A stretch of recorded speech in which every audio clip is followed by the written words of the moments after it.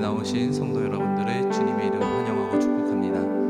이 시간 우리 함께 찬양 드리시면서 예배 자리로 나아가도록 하겠습니다.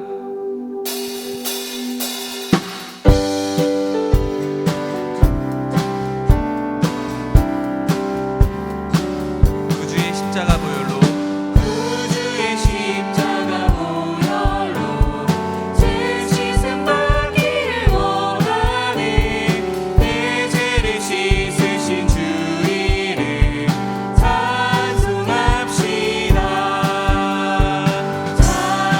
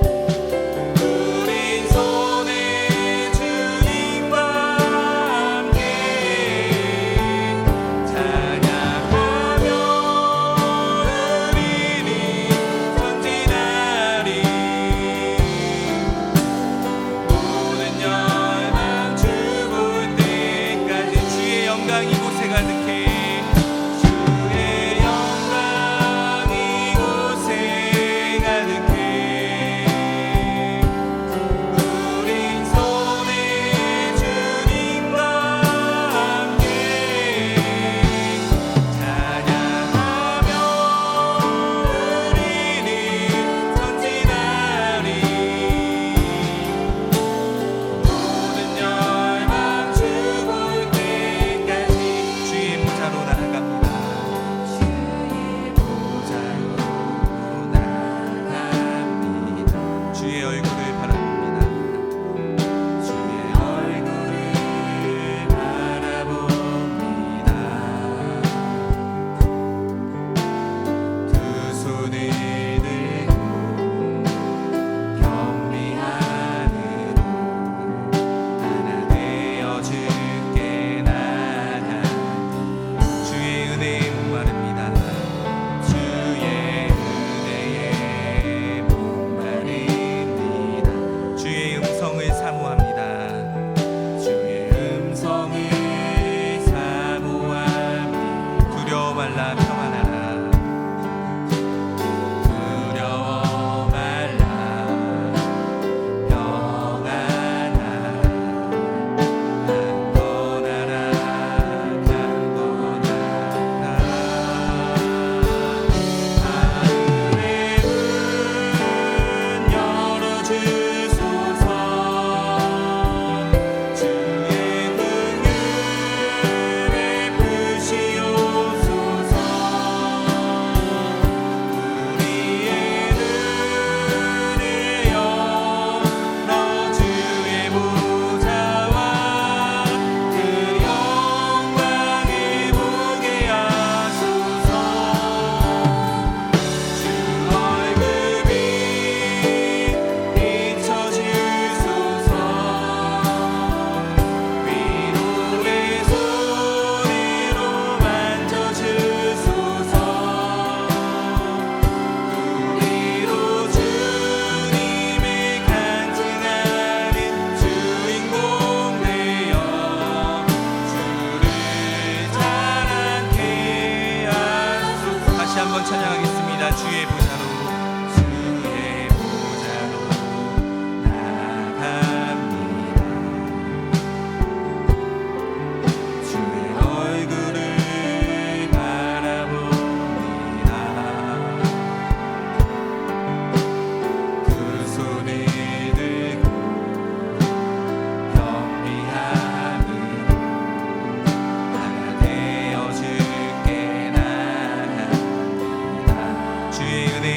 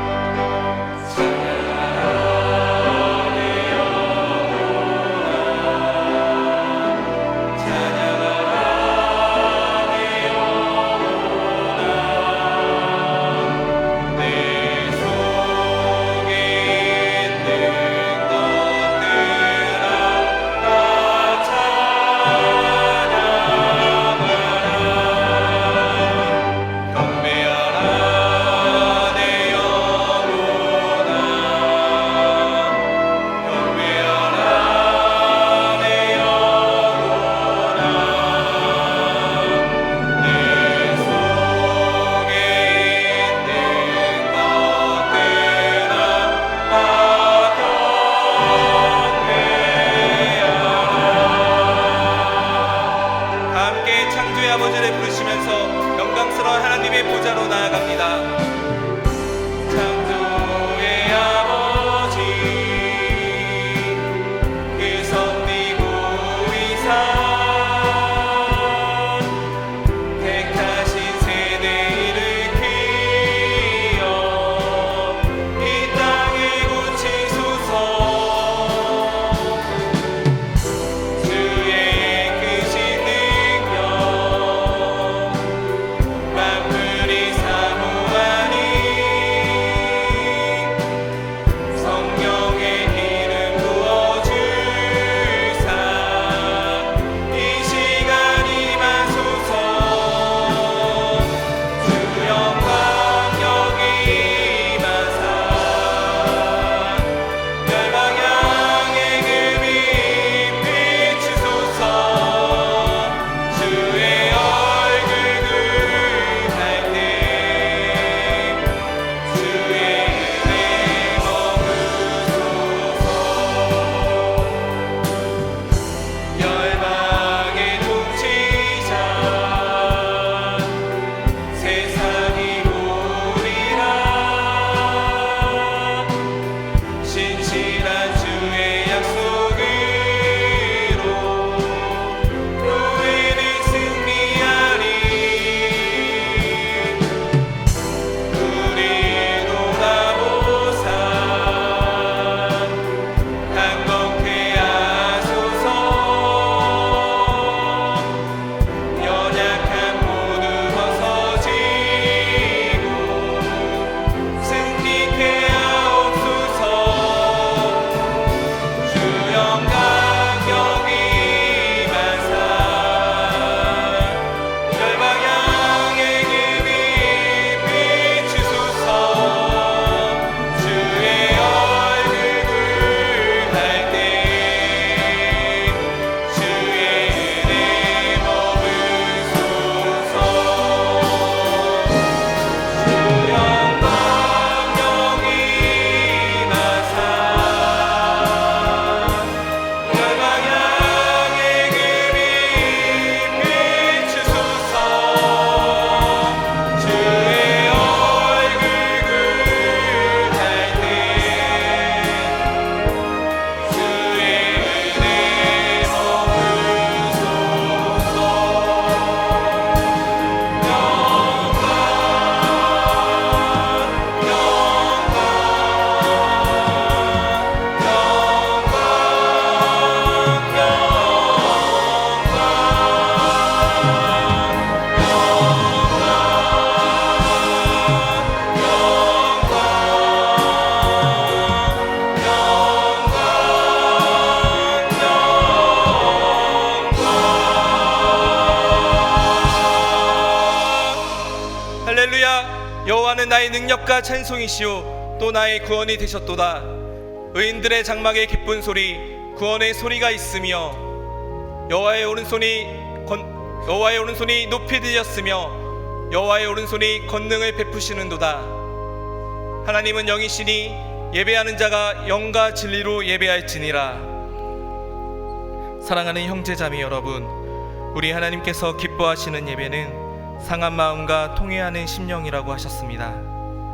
이 시간 성령께서 우리의 마음을 살피셔서 깨닫게 하시는 잘못을 가지고 진실한 마음으로 각자 입을 열어 주님께 회개의 기도를 드리겠습니다. 다 같이 기도하겠습니다.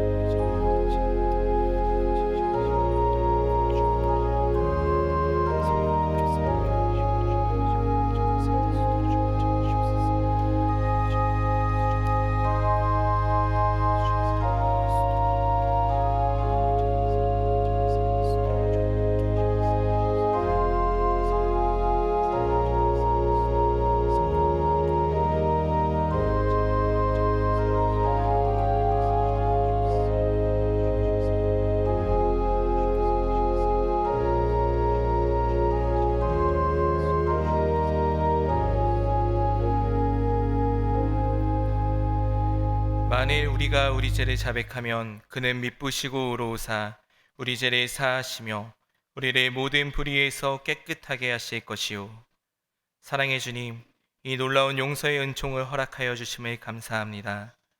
이제는 우리가 법 아래 있지 아니하고 은혜 아래 있기 때문에 더 이상 죄가 우리를 주관치 못할 것을 믿습니다. 우리를 다시 한번 성령으로 강건케 하시고 충만케 하옵소서. 예수님의 이름으로 기도합니다. 아멘.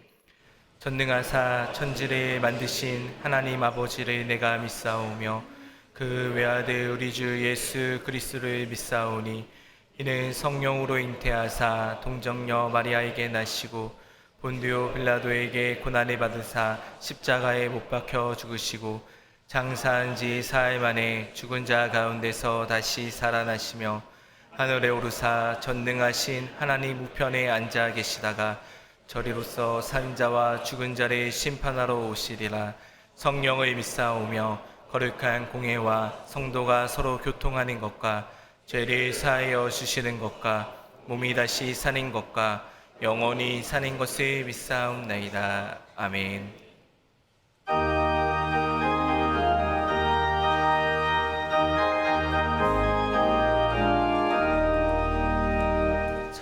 정결하게 하는 셈이 나의 앞에 있도다. 성령께서 공고하신 제 씻으라 하시네. 찬양하리 찬양하리 죽임 당한 어린 양 주께 영광 돌리어라. 우리 죄를 씻어주셨네. 나의 가는 길이 좁고 내 뜻대로 안 되도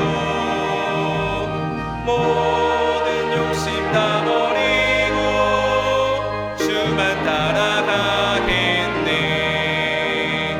찬양하리 찬양하리 죽임 당한 어린 양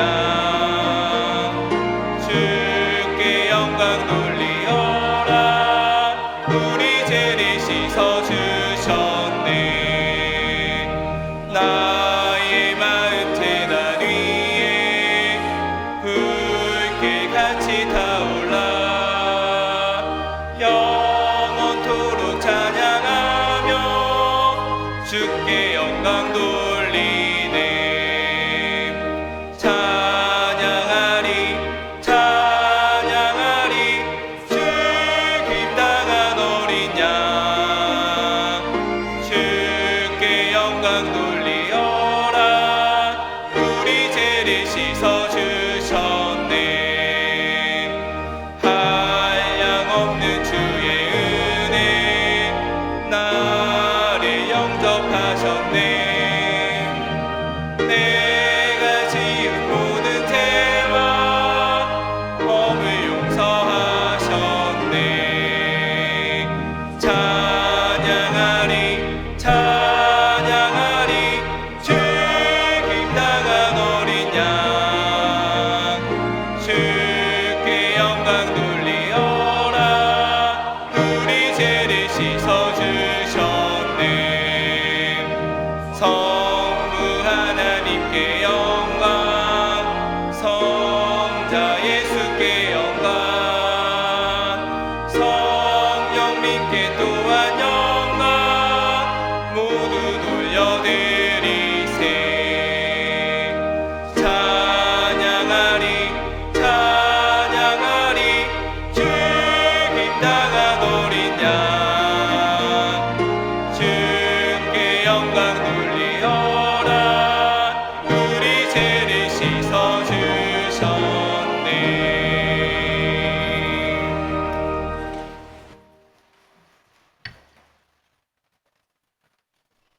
사랑과 은혜의 하나님 아버지, 하나님께서 지으신 천지 만물의 모든 영광과 찬양과 경배를 받으시옵소서. 오늘도 우리에게 생명 주시고 주의 전으로 인도해 주셔서 성삼위 하나님께 예배드리게 하시니 감사합니다. 예수 그리스도의 십자가 보혈로 우리를 속량하시고 영원한 생명으로 구원해 주신 하나님 아버지, 나를 여기까지 인도하시고 나의 삶을 둘러싼 모든 것이 하나님께서 주신 은혜의 선물임에도 감사하지 못하고 세상 관습 따라 구별되지 못한 일상의 모습을 되돌아봅니다. 나의 생각과 행위를 밝히 하시는 주님 앞에 죄와 허물로 얼룩진 우리의 심령을 내려놓사오니 주님의 보혈로 정결케 하시고 영과 진리로 예배드리게 하옵소서. 청천교회를 세워주시고 80년에 이르도록 함께 하신 하나님 아버지, 지난주에는 교회 설립 80주년을 맞아 감사 예배와 찬양과 기념 행사로 성도들의 마음을 모아 하나님께 영광드리게 인도해 주셨음을 감사드립니다. 우리 교회가 이 지역의 잃어버린 영혼을 향한 구원의 방주가 되게 하시고 복음의 빛을 밝히며 하나님께서 예비하신 영광의 미래로 나아가기를 소원합니다. 어두워져 가는 이 세상을 하나님의 말씀과 사랑으로 깨어있게 하시고 가정과 생활 속에서 주님의 손길을 경험하며 하나님의 영광을 드러내는 삶이 되도록 인도하여 주옵소서. 우주 만물의 질서와 역사를 주관하시는 하나님 아버지, 하나님께서 지켜주신 이 나라 안에 하나님의 질서를 부정하는 죄악들이 거리낌 없이 자행되고 있으며 가로막힌 북한 땅에는 인간의 우상화로 주의 백성들이 큰 고난을 당하고 있습니다.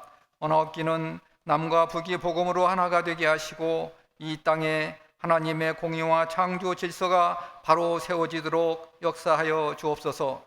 권능의 하나님 아버지, 주님 명령 따라 오늘도 땅끝까지 복음 전하기 위해 세계 열방에 파송된 선교사들을 지켜주시고 그 사역 위에 성령의 권능과 돕는 손길로 인도하여 주옵소서.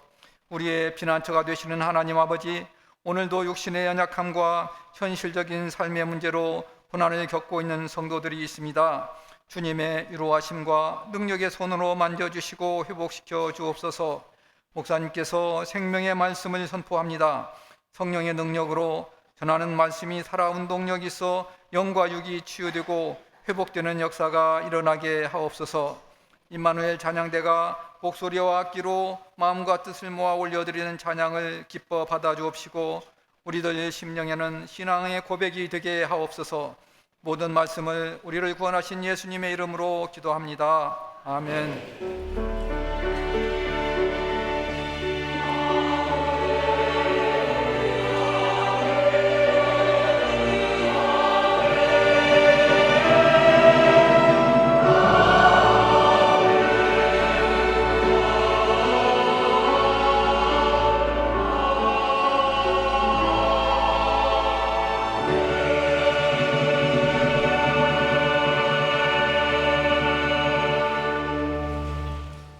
하나님의 말씀은 고린도전서 9장 16절부터 23절까지입니다. 고린도전서 9장 16절로 23절입니다. 내가 복음을 전할지라도 자랑할 것이 없음은 내가 부득불 할림임이라. 만일 복음을 전하지 아니하면 내게 화가 있을 것이로다. 내가 내 자의로 이것을 행하면 상을 얻으려니와 내가 자의로 아니한다 할지라도 나는 사명을 받았노라. 그런즉 내 상이 무엇이냐?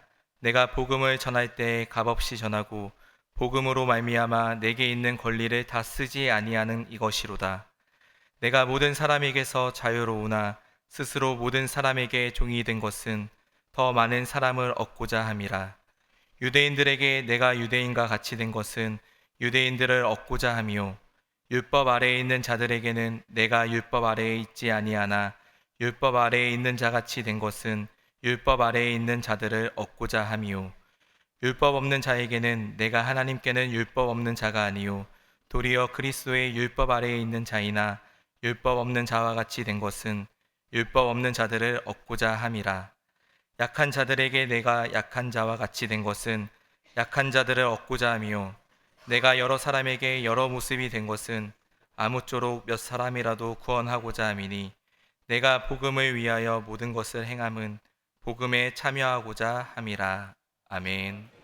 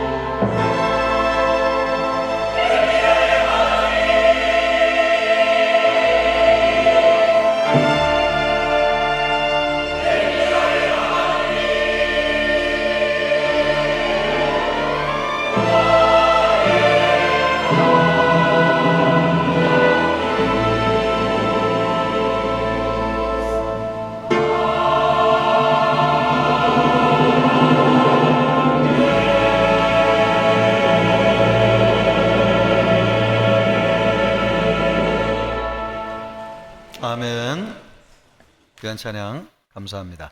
우리 옆 사람과 인사하겠습니다. 사랑합니다. 축복합니다.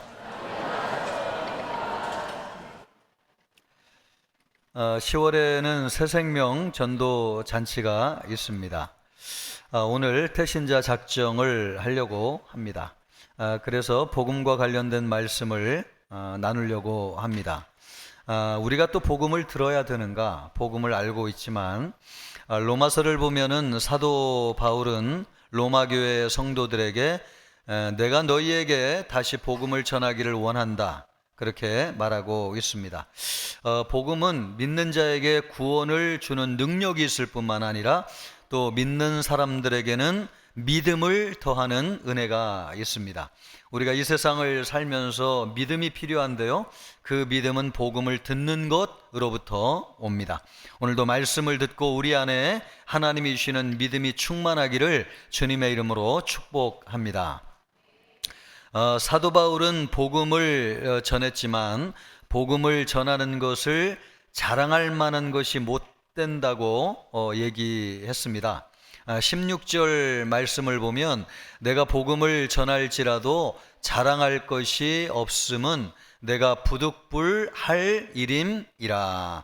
이 부득불 할 일이라고 하는 것은 어쩔 수 없어서 한다, 이런 뜻입니다. 하기 싫은 것을 억지로 한다, 이런 뜻은 아니고요. 내가 복음을 전하지만은 그 복음을 전하는 동기, 나로 하여금 복음을 전하게 하는 원동력이 내 안에 있는 것이 아니라 밖으로부터 나에게 주어진 것이다. 그래서 나로 하여금 전도를 하게 하는 것이 있기 때문에 내가 그래서 어쩔 수 없어서 복음을 전한다, 이런 말씀입니다. 그러니까 특별히 사도 바울이 이 얘기를 하는 데는 배경이 있는데, 내가 부득불 복음을 전하기 때문에 내가 그러므로 자랑할 것이 없다, 이 이야기를 왜 하고 있는가? 당시에 사도 바울은 진짜 사도가 아니라고 하는 오해를 많이 받았습니다. 당신이 진짜 사도라고 하면 왜 생활비를 받지 않고 일을 하느냐, 당당하지 못해서 그런 것 아니냐, 이런 오해와 비난을 많이 받았습니다. 그래서 사도 바울은 사실 교회 나오는 많은 성도님들이 가난한 분들이 많고 또 노예 출신들이 많았기 때문에 오히려 교회에 부담을 주지 않기 위해서 생활비를 받지 않은 것인데, 그것을 사람들이 오해한 것이죠. 그래서 사람들에게 이야기를 하면서 내가 복음을 전하지만 이 복음을 전하는 것은 특별히 무엇을 받을 만큼 내가 자랑할 만한 것이 못 된다, 그 얘기를 하고 있는 것입니다. 그러면 왜 사도 바울은 복음을 전하면서도 자랑할 만한 것이 못 된다고 얘기하였느냐? 사도 바울에게 있어서 복음을 전하는 것은 하나님의 은혜로 된 것이기 때문에 그렇습니다. 원래 사도 바울은 교회를 핍박하고 예수 믿는 사람들을 잡아 죽이던 사람이었습니다. 그런데 하나님이 특별한 은혜를 베풀어 주셔가지고 예수 믿는 사람들을 핍박하러 가다가 다메섹 도상에서 부활하신 예수님이 찾아오셔가지고 사도 바울을 만나 주셨습니다. 그래서 예수님을 믿게 되었고요, 복음을 전하는 사람을 박해하던 사람이 이제는 예수 그리스도를 전하는 사람이 되었습니다. 그러므로 사도 바울이 복음을 전한 것은 자격이 있어서 그리 된 것이 아니었어요. 전적인 하나님의 은혜, 죄인을 불쌍히 여겨주시는 하나님의 은혜로 말미암아 복음을 알게 되었고 복음을 전하는 자가 되었습니다. 그러므로 복음을 전한다고 해가지고 내가 특별히 자랑할 것이 아니다, 그렇게 얘기한 겁니다. 또 사도 바울이 복음을 전한 것은 예수님이 주신 사명이었습니다. 자기 스스로 선택해가지고 내가 복음을 전하는 자가 되어야 되겠다, 그래서 복음을 전한 게 아니었어요. 예수님이 그에게 사명을 주셨습니다. 다메섹 도상에서 예수님을 만나고 나서 예수님이 사도 바울에게 말씀하셨습니다. 이 사람은 내 이름을 이방인과 임금들과 이스라엘 자손들에게 전하기 위하여 택한 나의 그릇이라. 예수님이 사도 바울을 택한 이유를 분명히 말씀하셨습니다. 이 사람은 이방인들과 유대인들에게 복음을 전하도록 택한 것이다. 그러므로 사도 바울을 부르시고 그에게 사명을 주신 분은 예수님이셨습니다. 왜 그를 택하셨느냐? 복음을 전하는 사명을 주기 위해서 그를 택하신 것입니다. 그러므로 여러분, 사도 바울이 복음을 전한다 할지라도 그것을 자랑할 만한 일이 아니었어요. 내 의지와 결단으로 전한 것이 아니고 예수님의 사명으로 주어진 것이었기 때문입니다. 또 사도 바울이 복음을 전한 것은 성령의 강권하심 때문이었습니다. 사도 바울이 적극적인 의지를 가지고 전한 것이 아니었어요. 그가 다메섹 도상에서 예수님을 만났을 때에 아나니아라고 하는 사람에게 안수를 받았는데, 그 안수를 받을 때에 눈의 꺼풀이 벗겨지면서 성령의 충만함이 사도 바울에게 임하였습니다. 그 이후에 놀라운 변화가 즉시 나타났는데, 그것이 뭐냐니까 다메섹에 있는 여러 회당을 다니면서 예수님을 하나님의 아들이라고 즉시 복음을 전하기 시작하였습니다. 그것은 사도 바울에게 충만하게 임하신 성령으로 말미암아 일어난 일이었습니다. 복음을 전하지 않으면 괴로워가지고 견딜 수 없는 성령의 압도적인 역사가 사도 바울의 마음을 움직였던 것입니다. 그래서 우리가 읽었던 16절 말씀을 보면 사도 바울이 직접 이렇게 얘기하고 있어요. 만일 복음을 전하지 아니하면 내게 화가 있을 것이로다. 복음을 전하지 않으면 안 되고 막 죽을 것 같은 마음에 부담으로 생기는 거예요. 성령이 그 안에서 그를 강권하였기 때문에 그렇습니다. 사도 바울이라고 해가지고 복음을 전하는 것이 결코 쉬운 일이 아니었습니다. 그냥 믿기만 하여도 잡아서 죽이는 로마 황제가 통치하는 시대였습니다. 자신이 원해서 전할 때도 있었지만 그렇지 않을 때도 많이 있었습니다. 많은 고난과 핍박을 받았어요. 또 얼마나 많은 매를 맞았는지요. 죽을 뻔한 위기도 수도 없이 많이 있었습니다. 그리고 수없이 무시를 당하고 거절을 당하는 일이 많이 있었습니다. 외모가 초라하다고 손가락질을 당하고, 사도 바울은 말이 어눌한 사람이었는데 그래서 사람들에게 놀림을 당하기도 했습니다. 그러나 복음을 전하는 것이 한 번도 흔들린 적이 없었어요. 왜냐하면 이 복음을 전하는 것은 하나님의 은혜로 말미암아 주어진 것이고 예수 그리스도께서 주신 사명이었고 성령이 사도 바울 안에서 강권하였기 때문에 그렇습니다. 이것은 의무였고 명령이었습니다. 사도 바울이 스스로 선택한 것이 아니었어요. 하고 싶다고 전한 것이 아니었습니다. 그랬으면 중도에 포기해도 할 말이 없었을 거예요. 그러나 그에게 하나님의 의지가 나타나서 주님의 부르심으로 말미암아 성령의 강권으로 복음을 전하였기 때문에 많은 사람보다 수고하여 복음을 전하였지만 그것은 자랑할 만한 것이 아니었습니다. 우리도 사도 바울처럼 예수님을 믿고 구원을 받았다면 예수님의 증인으로 부르심을 받은 것입니다. 너희는 이 일의 증인이라. 너희는 온 천하에 다니며 복음을 전파하라.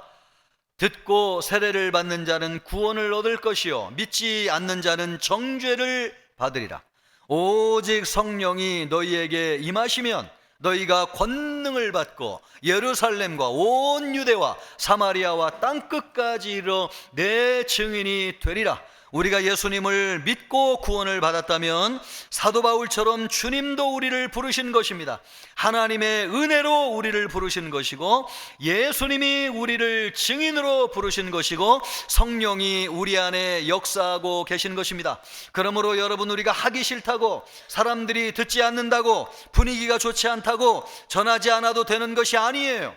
만약에 우리 안에 여러분, 우리가 성령의 강권하심이 나타나지 아니하고 예수님의 사명을 붙들지 아니하고 우리가 하나님의 은혜를 알지 못한다고 하면, 그래서 우리가 복음의 증인의 사명을 감당하지 않는다면 우리가 우리 자신에게 물어야 될 것입니다. 진짜 우리가 예수님을 믿는 사람인가? 예수님을 믿고 구원을 받은 사람인가? 이것을 물어야 됩니다. 진짜 예수님을 믿고 구원을 받았다고 하면 하나님의 은혜가 우리에게 있는 것이고 예수님의 사명이 주어진 것이고 또 성령의 강권하심이 우리에게 있는 것입니다. 이것이 우리 모두에게 역사하여서 사도 바울처럼 복음을 전하는 증인이 되기를 주님의 이름으로 축복합니다. 사도 바울은 복음을 전하였지만 보상을 바라지는 않았습니다. 17절 말씀을 보면 내가 내 자의로 이것을 행하면 상을 얻으려니와 자의로 행하지 않는 것이기 때문에 상 받을 이유가 없다는 것이죠. 사도 바울은 복음을 열심히 전하였지만 보상을 바라고 전하지 않았습니다. 여러분, 복음을 전하는 데 있어서 사도 바울보다 공로가 큰 사람이 어디 있습니까? 유럽과 아시아의 복음을 전해서 수많은 교회를 세운 사람이 바울이었습니다. 가는 곳마다 바울에게 복음을 듣고 예수님을 믿은 사람이 없는 데가 없을 정도로 사도 바울은 복음을 많이 전하였습니다. 그리고 여러분, 선교와 기독교에 있어서 사도 바울을 생각하지 아니하면 아무것도 될 수 없을 정도로 사도 바울의 공로는 지대하고 큽니다. 어떤 사람들은 기독교는 사도 바울을 생각하지 않고는 생각할 수 없다, 그 정도로 사도 바울의 공로가 크다고 얘기합니다. 그 정도로 공로가 크면 보상이 뒤따라야 되죠. 사람들에게 존경을 받아야 됩니다. 물질적인 보상이 있어야 됩니다. 젊어서는 고생을 했으니까 나이 들어서는 고생을 하지 말아야 됩니다. 그러나 사도 바울은 그 어떤 보상도 바라지 않았습니다. 왜냐하면 복음을 전하는 것이 보상을 받는 것이 목적이 아니었기 때문에 그래요. 예수님을 전하는 것, 또 하나님의 말씀을 전하는 것 자체가 목적이었습니다.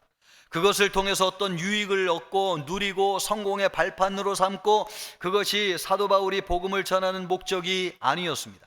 이 자리에 있는 우리의 사랑하는 성도 여러분, 예배하는 것이 목적이기를 바랍니다. 여러분, 하나님의 말씀을 듣는 것이 목적이기를 바랍니다. 여러분, 여기 와서 예배를 드리고 하나님의 말씀을 들어가지고 이것에 대한 보상으로 우리가 잘 되겠지, 여러분, 그것을 잘못 알고 있는 거예요. 사도 바울은 그러지 않았습니다. 그것 자체가 목적인 것입니다.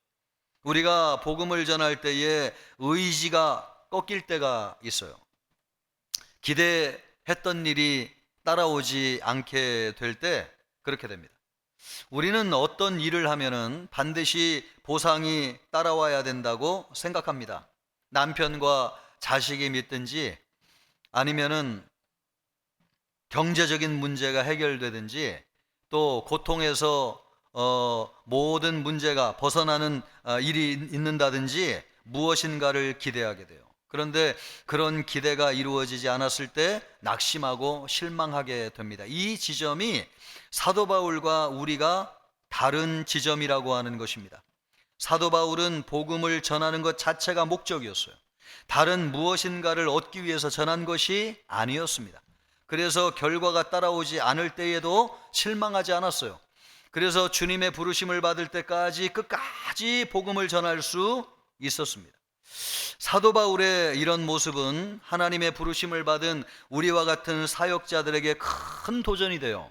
오늘날 보상을 바라고 사역하는 사역자들이 많이 있습니다. 목회를 해가지고 성공을 하면은 엄청난 부와 명예를 얻을 수 있는 것처럼 생각합니다. 거기에 눈이 멀어가지고 소명도 없이 신학교에 가서 목사가 되는 사람들도 있어요. 교회를 섬기고 복음을 전하는 것을 성공을 위한 발판과 수단으로 생각합니다. 그것 자체, 복음을 전하고 하나님의 말씀을 전하는 것 자체를 목적이라고 생각하지 않아요. 그러나 여러분, 사도 바울은 복음을 전하는 것 자체를 목적이라고 생각했습니다. 그것을 발판으로 누리고 성공하고 인기를 얻기 위해서 복음을 전한 것이 아니었습니다. 그런 점에서 사도 바울은 저와 같은 목회자들에게 얼마나 우리 자신을 돌아보게 하는지요. 우리도 사도 바울처럼 복음을 전하고 예수 그리스도를 전하는 것 자체가 우리의 목적이 되어야 됩니다. 여러분에게, 우리 성도 여러분에게 목회자로서 이런 말을 하는 것이 참 조심스러워요. 왜냐하면 성도님들로 하여금 목회자들에 대한 부정적인 이미지를 심어줄 수 있는 오해의 소지가 있기 때문에 그렇습니다. 그러나 여러분, 절대로 오해하지 마십시오. 대부분의 많은 종들은 신실한 종들이고 착하고 충성된 종이 되어가지고 보이지 않는 곳에서 주님과 교회를 위해 헌신하는 종들이 얼마나 많은지요. 그런 종들을 통해서 오늘날 교회가 여러분 이렇게 유지되고 복음이 전해지고 있습니다. 그러므로 오늘 우리가 이 사도 바울의 말을 들으면서 먼저 우리 자신에게 이 말씀을 적용해야 될 것입니다. 목회자뿐만 아니라 평신도들도 복음을 전하라고 사명자로 부름을 받았기 때문에 그렇습니다. 우리가 하나님 앞에 섰을 때에 하나님이 목사에게는 다른 말, 성도에게는 다른 말로 심판하지 않을 거예요. 목사에게도 내가 얼마나 복음을 전했느냐, 그 말씀으로 이 자리에 있는 우리 성도님들에게 하나님이 심판대 앞에서 우리에게 물으실 거예요. 그러므로 여러분, 우리가 받은 소명은 동일해요. 평신도나 목회자나 우리가 사람들에게 얼마나 복음을 전했느냐, 그것을 주님이 우리에게 물으실 것입니다. 그런데 문제는 여러분, 우리도 때로는 보상을 바라고 복음을 전하다가 의지가 꺾이고 열정을 잃어버려가지고 복음을 전하는 것을 중단할 수 있다고 하는 것입니다. 여러분은 어떠세요? 여러분은 복음의 열정이 식었다고 생각하지 않습니까? 어느 순간 복음을 전하는 거 나와 상관없는 일이지 이렇게 생각하고 있지 않습니까? 우리는 여러분 사도 바울에게서 답을 찾아야 할 것입니다. 사도 바울도 열정을 잃어버리고 의지가 꺾일 만한 순간이 많이 있었습니다. 그러나 그 모든 어려움을 이겨내고 달려갈 길을 마친 이후에 부르심의 상을 받을 수 있었어요. 왜냐하면 복음을 전하는 것 자체가 수단이 아니라 목적이었기 때문에 그렇습니다. 우리도 그래야 될 것입니다. 사도 바울은 복음을 전하는데 전 생애를 다 바쳤어요. 복음을 전하면 전할수록 복음의 완전성을 알았기 때문에 그렇습니다. 모든 죄 가운데 있는 인간들을 구원할 수 있는 유일하고 완전한 길은 복음밖에 없다고 하는 것을 알았습니다. 유대인도 이방인들도 죄 가운데 살면서 죽어가고 있습니다. 죄로 인해서 모든 사람이 죽어요. 그래서 모든 사람은 죽는 것을 제일 두려워해요. 최근에 중국에서 군대 큰 행사가 있었습니다. 거기에 세계적인 독재자들이 다 모였는데 시진핑, 또 푸틴, 김정은 같은 독재자들이 모여가지고 얘기를 나누었는데 그 사적인 이야기가 마이크가 켜있는 바람에 단상으로 올라가다가 그들이 하는 이야기가 다 세상에 알려지게 되었습니다. 그 이야기가 무슨 얘기냐니까요. 장기 이식을 하면 150살까지 살 수 있다는 이야기를 나누는 이야기가 마이크를 통해서 방송을 타고 흘러나왔습니다. 그 이야기를 듣고 독재자들이 무슨 생각을 하는지 다 알게 됐어요. 독재자들의 관심도 죽지 않고 사는 것에 있구나. 권력을 가지고 누리고 있지만은 유일한 걱정거리는 죽는 것이구나. 중국에서는 이 장기 밀매라고 하는 것이 심각한 사회 문제인데 심지어 통치자조차도 그런 방법을 통해서라도 죽지 않고 영원히 살려고 하고 있구나. 세상 모든 사람들이 그런 것을 알게 되었습니다. 그렇습니다. 독재자들은 세상에서 무서울 것이 하나도 없지만 유일하게 한 가지 두려운 것이 있어요. 그게 뭡니까? 죽음입니다. 죽음은 돈이 있다고 해결되지 않고 권력을 가졌어도 해결할 수 없습니다. 이것을 해결할 수 있는 유일한 길은 복음밖에 없습니다. 하나님의 아들이신 예수 그리스도가 오셔서 십자가에서 우리의 죄를 대속하시고 죽으셨어요. 우리의 모든 죄를 대신 짊어지시고 우리의 죄에 대한 대가를 지불하신 것입니다. 그리고 예수님이 3일 만에 부활하심으로 죄와 사망의 권세를 이기셨어요. 누구든지 이 예수님을 믿을 때에만 죄 용서함을 받고 영생을 받아가지고 하나님의 자녀가 되는 것입니다. 우리가 영원히 사람이 사는 유일한 길은 예수 그리스도를 믿고 구원을 받는 길밖에 없습니다. 사도 바울이 전 생애를 바쳐가지고 복음을 전한 것은 복음을 전하면 전할수록 오직 복음만이 유일하고 완전한 길이라고 하는 것을 알았기 때문에 그렇습니다. 이것을 전하는 것이 전하면 전할수록 유일한 목표였고, 이것을 전하는 것이 인생에 가장 소중하고 가치 있는 일이라고 하는 것을 알게 되었어요. 그래서 목숨을 바쳤어요. 다른 길은 없다는 것을 알게 되었습니다. 우리의 남편, 우리의 아내, 우리의 자녀들이 구원받는 유일한 길이 무엇인가? 우리의 형제, 우리의 부모가 구원받는 유일한 길이 무엇인가? 그것은 오직 예수 그리스도의 복음밖에 없습니다. 그런 사람은 사도 바울처럼 복음을 전하게 될 것입니다. 여러분, 어떤 보상이 주어지는 것이 아니에요. 복음 자체가 우리에게 목적이에요. 이 복음을 전하였을 때에 생명을 얻게 되는 것이고 구원의 역사가 있는 것입니다. 우리 모든 성도들도 사도 바울처럼 복음을 전하실 수 있기를 주님의 이름으로 축복합니다. 사도 바울이 복음을 전할 때에 한 사람이라도 더 구원을 얻기 위한 방법으로 복음을 전했습니다. 그래서 종이 되는 것도 마다하지 않았습니다. 19절 말씀을 보면 내가 모든 사람에게서 자유로우나 스스로 모든 사람에게 종이 된 것은 더 많은 사람을 얻고자 함이라. 사도 바울은 자유인이었습니다. 로마 시민권을 가지고 있었어요. 어디를 가서 누구를 만나고 어떤 일을 해도 제한이 없는 사람이었습니다. 또 이 시민권이 얼마나 대단한 것이었는지, 우리 예수님은 십자가에 못 박혀 돌아가셨지만 로마 시민권을 가지고 있는 사람은 어떤 형벌을 받아도 십자가형을 당하지 않았습니다. 면제되었습니다. 그리고 매를 함부로 때리거나 또 재판장에 세워가지고 형벌을 가하는 것도 함부로 할 수 없었습니다. 로마 시민권을 가지고 있는 것은 대단한 권리가 보장된 것이었습니다. 당시에 로마 제국의 50% 이상이 노예였다고 하는 것을 감안하면 이 시민권을 가지고 있다고 하는 것이 얼마나 귀하고 대단한 일인지요. 그러나 사도 바울은 로마 시민권을 가지고 있는 자유인이었지만 그런 권리를 하나도 사용하지 않고 다 버렸습니다. 다른 사람들의 종이 되었습니다. 유대인을 만나면 유대인처럼 행동했습니다. 사도 바울은 물론 유대인이었죠. 그러나 예수 그리스도로 말미암아 그는 완전한 자유를 가진 사람이었어요. 그러나 여러분, 율법에 매여 있는 유대인들은 돼지고기를 먹지 않았어요. 돼지고기를 먹지 않았어요. 그러나 사도 바울은 예수님을 믿었기 때문에 돼지고기를 먹어도 아무 상관이 없는 사람이었습니다.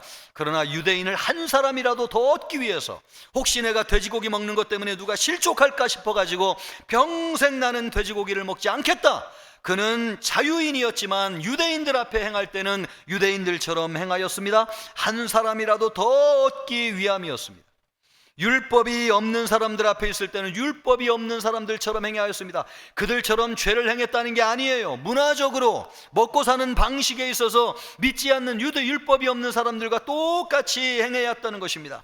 또 약한 사람들 앞에 설 때에는 약한 사람과 같이 되었습니다. 실제로 사도 바울은 한없이 연약한 사람이었습니다. 그는 여러분 병이 몸에 있어가지고 평생 병으로 고통을 당했습니다. 그리고 자비랑 선교를 하였기 때문에 먹고 사는 문제를 스스로 해결해서 얼마나 많은 고생을 하였는지요. 얼굴이 광대뼈가 툭 튀어져 나와 있고 얼굴은 그냥 새까맣게 그을려 있었습니다. 손은 거북등같이 되었고 갈라졌고 뼈가 마디마디 앙상하게 드러나 있었습니다. 왜 그런 자기의 모습을 나쁘게 생각하지 아니하였는가? 당시에 초대교회에 나오는 대부분의 사람들은 노예 출신이었습니다. 노예들은 몰골이 아주 송연한 사람들이었고요, 제대로 갖추고 나오는 사람들이 아니었어요. 그들을 한 사람을 더 구원하기 위해서 바울은 그들과 같은 모습이 되기를 조금도 주저하지 않았습니다. 그렇다고 해가지고 사도 바울이 비굴하거나 비천하게 보이지 않았습니다. 그 안에는 거룩하시고 존귀하신 예수 그리스도가 계셨기 때문에 그래요. 그래서 아무리 지체 높은 사람 앞에 서서 복음을 전할 때에도 그 당당함을 잃지 않았어요. 왜냐하면 그 안에 존귀하시고 영화로우신 예수님이 계시다고 하는 것을 믿고 하나님의 말씀을 전하였기 때문에 그렇습니다. 그래서 많은 사람들이 아무리 지체가 높은 사람도 사도 바울 앞에 엎드려서 복음을 듣기를 원하였어요. 이것처럼 사도 바울은 모든 사람 앞에서 모든 모양으로 복음을 전했어요. 왜요? 단 한 사람이라도 더 얻기 위해서 그리하였습니다. 그러나 여러분, 여기에는 더 심오한 뜻이 하나 담겨져 있는데, 사도 바울이 그렇게 한 것은 그것이 예수님의 모습이었기 때문에 그렇습니다. 예수님은 우리에게 복음을 전하기 위해서 가장 비천하고 낮은 위치에 있는 우리에게 찾아오셔서 우리와 같이 되셨습니다. 평생 가난하게 사시면서 가난한 자의 심정을 이해하셨어요. 말할 수 없는 고통을 당하면서 억울한 일을 당해도 자기를 변호할 수 없는 고통이 얼마나 큰 고통인지 예수님은 실제로 몸으로 체험하셨어요. 빌라도에게 심판을 받으면서 말 한마디 하지 아니하고 억울한 죽음을 당하는 것이 얼마나 괴로운 일인지를 예수님은 스스로 체험하셨어요. 그래서 그 낮아지신 예수님이 우리에게 오셔가지고 우리에게 복음을 전함으로 우리는 마음이 열려서 예수 그리스도의 복음을 듣고 예수님을 믿음으로 말미암아 구원을 받은 것입니다. 우리는 종으로 오신 예수님에게 복음을 들었어요. 병자는 병자의 자리에서 병자의 심정을 알아주시는 예수님을 만났고, 또 외로운 사람은 외로운 사람의 심정을 알아주시는 예수님을 만났고, 모든 것을 잃어버리고 의지할 것이 없는 사람들은 그 심정을 알아주시는 예수님을 통해서 예수님을 만나게 되었어요. 한 사람도 높은 곳에서 예수님을 만나가지고 믿은 사람이 없어요. 우리가 예수님을 믿을 때 보면 우리처럼 다 낮아지고, 우리에게 복음을 전해준 사람이 어떤 사람들입니까? 세상에서는 지체가 높은 사람들이었지만 그 모든 것을 버리고 우리의 마음을 얻기 위해서 낮아져가지고 우리에게 와가지고 복음을 전해주고 말씀을 전했을 때 우리의 마음이 열려져가지고 예수님을 믿게 되었습니다. 우리에게 복음을 전해준 사람들은 다 낮아져서 복음을 전한 사람들이었어요. 왜요? 예수님이 그런 분이셨기 때문에 그렇습니다. 사도 바울도 복음을 전하면 전할수록 그것이 예수님의 모습이라고 하는 것을 깨닫게 되었어요. 그래서 여러분, 자기를 벗어버리고 복음을 전하여 구원해야 될 사람들의 모양으로 다가가서 복음을 전하였던 것입니다. 오늘날 여러분, 많은 사람들이 마음을 열지 못하는 이유가 무엇입니까? 우리가 복음을 전할 때에 예수님이 전하는 말을 똑같이 하고 또 예수님과 같은 모양으로 복음을 전해야 되는데, 내용은 같은데 모양이 다르다 보니까 사람들이 볼 때에 마음을 열지 않는 것입니다. 말은 제대로 해요. 예수님에 대해서 제대로 전하지만 복음을 전하는 사람들이 볼 때 예수님이 보이지 않는 것이죠. 그래서 마음을 열지 못하고 예수님을 믿지 못하는 사람들이 많이 있는 것처럼 보입니다. 여러분, 그것은 예수님의 모습이 아닙니다. 예수님은 하늘 영광을 버리시고 이 땅에 오셔서 우리와 똑같이 되셔서 우리의 위치에서 가장 낮은 자리에서 복음을 전하심으로 우리가 예수님을 믿었어요. 사도 바울도 그렇게 사람들을 얻기 위해서 모든 것을 버리고 가장 낮은 자리에서 복음을 전하였습니다. 그것이 예수님의 모습이었습니다. 바라기는 우리 모든 성도님들도, 여러분, 우리가 자존심도 있습니다. 위치도 있습니다. 우리가 주장할 만한 것이 많이 있어요. 그러나 이 모든 것을 버리고 복음을 전해야 되는 것은 바로 거기에 예수님이 계시기 때문에 그렇습니다. 복음을 전할수록 우리가 예수님을 닮아가는 것은 예수님의 모습이 우리에게 드러나기 때문에 그렇습니다. 예수님처럼 모든 것을 버리고 종의 위치에서 복음을 전하는 우리 모두가 되기를 주님의 이름으로 축복합니다. 복음을 전하는 사람은 한 번 전하고 그치는 사람이 없어요. 전할수록 알게 되는 축복과 은혜가 있다는 것을 알기 때문에 그렇습니다. 23절 말씀을 보면 이렇게 말씀하고 있습니다. 같이 읽습니다. 내가 복음을 위하여 모든 것을 행함은 복음에 참여하고자 함이라. 여기에서 아주 중요한 말이 복음에 참여한다, 이런 말씀인데, 이 참여한다는 말은 헬라어로 순, 코이노노스라고 하는 말인데, 순은 함께라는 뜻이고요, 코이노노스는 동참자, 나누는 자, 이 합성어입니다. 그래서 이 참여한다고 하는 뜻은 함께 나눈다, 함께 참여한다, 이런 뜻을 가지고 있습니다. 이것을 볼 때에 복음을 나누는 자에게 주어지는 특별한 하나님의 은혜와 축복이 있다고 하는 것을 알게 돼요. 그것은 무엇이냐면 복음의 능력을 체험한다는 것입니다. 예수님은 제자들에게 복음을 전하라고 하시면서 더러운 귀신을 쫓아내고 모든 병과 모든 약한 것을 고치는 권능을 주셨습니다. 그리고 너희가 천국 복음을 전하면서 병든 자를 고치고 죽은 자를 살리고 나병한 자를 깨끗하게 하고 더러운 귀신을 쫓아내라고 말씀하셨어요. 그래서 여러분, 복음에는 능력이 있습니다. 복음을 전할 때 귀신이 쫓겨나는 역사가 나타납니다. 필요하면 병고침을 받는 역사가 나타나게 됩니다. 여러분, 얽혔던 관계가 풀려지는 역사가 있습니다. 매인 것이 풀려지는 역사가 있게 됩니다. 왜요? 복음에는 그런 능력이 있기 때문에 그렇습니다. 그런데 이런 복음을 전하게 될 때에 복음을 듣는 사람에게만 능력이 나타나는 것이 아니라 복음을 전하는 우리에게도 그런 능력이 나타난다는 거예요. 왜냐하면 복음을 전하는 자에게는 복음에 참여하는 은혜가 주어지기 때문에 그렇습니다. 그래서 복음을 전하다가 귀신이 쫓겨나는 역사가 있게 되고요, 우리의 문제가 해결되기도 하고요, 우리의 병이 떠나가는 역사가 일어나게 되기도 하고요. 여러분이 질병으로 인해서 고통을 당하고 있습니까? 마음에 여러분 풀리지 않는 영적인 문제가 있습니까? 복음을 전하는 여러분 되기를 바랍니다. 복음의 능력이 여러분을 주장하게 될 줄 믿습니다. 이런 복음을 전하는 자에게는 이런 능력이 주어져요. 또 복음을 전하는 사람에게는 복음의 유익을 얻게 됩니다. 복음에는 생명과 구원과 영광이 있습니다. 그래서 복음을 전하는 것은 영광을 나누는 것이고 구원을 전하는 것이고 생명을 나누는 것입니다. 그런데 이런 것들이 복음을 전하는 우리에게도 동일하게 주어진다는 거예요. 마치 물이 변해서 포도주가 됐는데 그것을 떠다주는 하인들은 그 비밀을 알았던 것처럼 복음을 전하는 사람들에게는 이 복음 안에 있는 생명, 복음 안에 있는 능력, 복음 안에 있는 구원, 복음 안에 있는 영광이 주어져 가지고 참여하게 되는 큰 유익을 얻게 된다는 것입니다. 여러분에게 구원의 감격이 있습니까? 여러분, 영생에 대한 소망이 사라졌습니까? 여러분, 영생의 기쁨을 잃어버렸습니까? 그러면 여러분, 우리가 해야 될 것이 무엇이냐? 복음을 전하세요. 복음 안에 있는 능력, 복음 안에 있는 생명, 복음 안에 있는 영광, 이것이 우리에게 주어지는 은혜가 주어지게 된다는 것입니다. 복음을 전함으로 말미암아 복음이 주는 놀라운 영적인 유익이 우리 모든 성도들에게 주어지기를 주님의 이름으로 축복합니다. 이 시간 우리가 이것을 믿고 또 태신자를 작정하는 데 함께 참여하기를 원합니다. 여러분, 주보 간지에 보시면요, 태신자 작정 카드가 있습니다. 전부 다 한번 펴보세요. 우리 성도님들이 많이 계신데 지금까지 태신자에 작정하신 분이 265명 정도밖에 되지 않습니다. 여전히 많은 분들이 참여하지 않았다는 거예요. 여러분, 주보 간지에 있는 태신자 작정 카드를 펴보세요. 여기에다가 여러분의 태신자를 기록하시길 바랍니다. 여러분의 믿지 않는 남편, 또 여러분의 믿지 않는 아내, 또 자녀들도 좋습니다. 여러분의 친구, 형제, 부모님도 좋습니다. 여러분의 이웃에 살고 있는 분들도 좋습니다.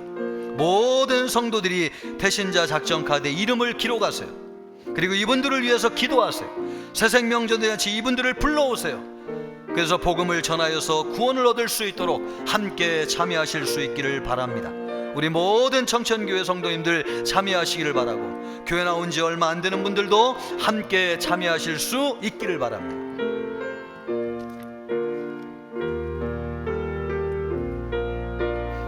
우리 찬양대원들도 참여하시기를 바랍니다.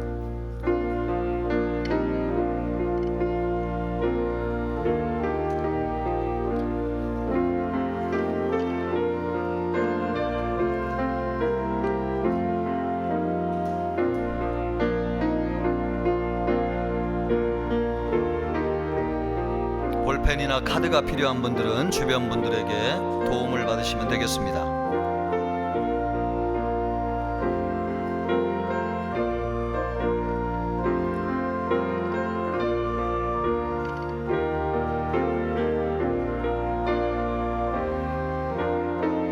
제출해 주셔서 감사합니다.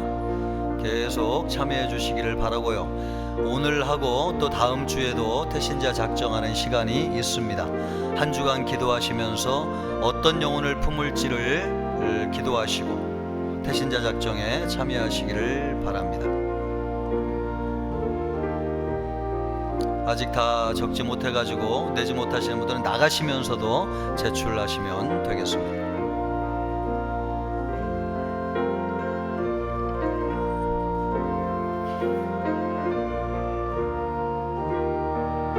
감사합니다. 감사합니다. 기도하겠습니다. 하나님 아버지 감사합니다. 우리가 태신자 작정에 참여하였습니다. 하나님, 영혼을 구원하는 이 일이 우리에게 주신 본질적인 사명인 것을 알게 하여 주옵시고, 아버지 하나님이여, 기쁨으로 참여하는 우리 모두가 되게 하옵소서. 감사하오며 예수님의 이름으로 기도하옵나이다. 아멘.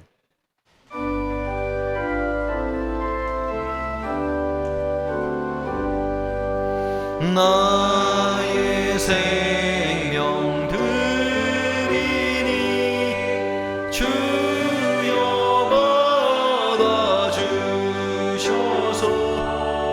세상 살아갈 동안 찬송하게 하소서. 나의 보람 드리니 주여 받아주셔서 하늘 나라 위하여 주 뜻대로 쓰소서.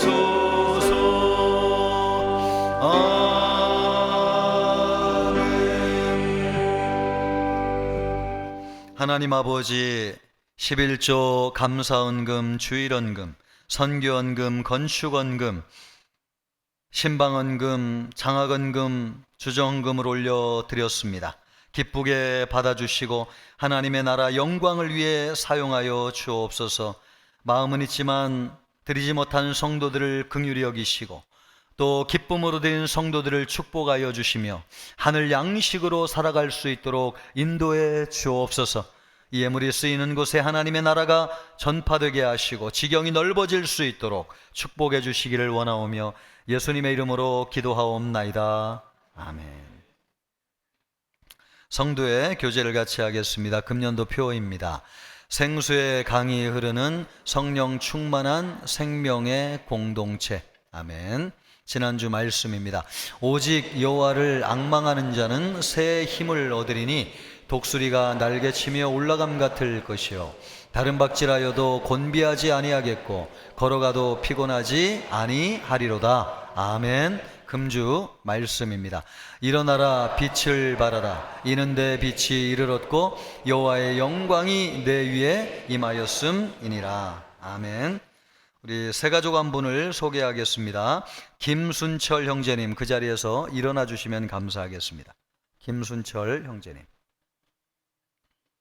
예, 우리 따뜻한 박수로 환영하겠습니다. 감사합니다. 위에서 기도하겠습니다. 하나님 아버지 감사합니다. 김순철 형제님 인도해 주셨는데 예수님을 믿고 구원의 확신을 갖게 하여 주시옵시고 천국의 소망을 가지고 살게 하여 주옵소서. 감사하오며 예수님의 이름으로 기도하옵나이다. 아멘. 우리 한 번 더 박수하겠습니다. 감사합니다. 자리에 앉아주시고요. 그냥 가지 마시고 새가족실로 이동하셔서 성도의 교제를 나누시고 가시기를 바라겠습니다. 또 이제 태어나가지고 처음 교회 나온 우리 귀한 생명들이 있습니다. 쌍둥이인데요. 이하리, 이루리 나오겠습니다. 엄마 아빠 이름도 좀 적어주시면 좋겠는데. 올라오세요.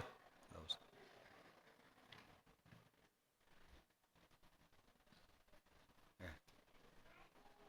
가까이 오세요. 보셨죠? 네. 몇 개월 됐습니까? 3개월입니다. 3개월. 예, 쌍둥이로 태어나가지고 잘 자라가지고 아주 눈이 똘망똘망합니다. 우리 박수로 하나님께 영광하겠습니다. 감사합니다. 선물도 준비됐습니다. 이것이 100배 만배 되기를 축복합니다. 같이 기도하겠습니다. 하나님 아버지 감사합니다.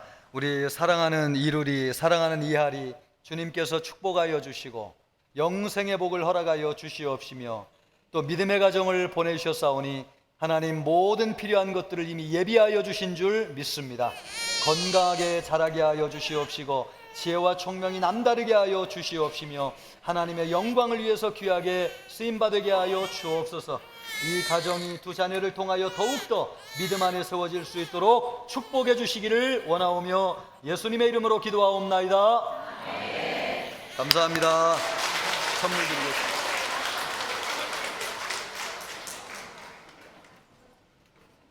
교회 소식은 주보를 참고해 주시기를 바라겠습니다. 새생명 전우잔치 태신자 작정 오늘하고 다음 주에 진행됩니다. 우리 모든 성도님들이 함께 참여해 주시기를 바라겠습니다. 또 교회 설립 80주년 기념 초빙 설교가 있는데요, 오늘 오후에 노회장님을 모시고 말씀을 듣습니다. 많은 분들 오셔서 은혜에 참여해 주시기를 바라겠습니다. 학습셀의 입교식이 있는데요, 문답은 토요일 날 있고 또 예식은 다음 주 이 자리에 3부 예배소 있겠습니다. 함께 많이 오셔가지고 축복해 주시고 축하해 주시기를 바라겠습니다. 사랑방 신방이 진행되고 있습니다. 교육자들과 함께 은혜로운 신방이 진행될 수 있도록 모든 사랑방이 준비해 주시기를 바랍니다. 신혼사랑방 수련회가 있습니다. 은혜롭게 진행될 수 있도록 기도해 주시기를 바라겠습니다. 우리 옆사람과 인사하겠습니다. 영혼구원에 참여합시다. 다 같이 일어나셔서 힘차게 찬양하겠습니다.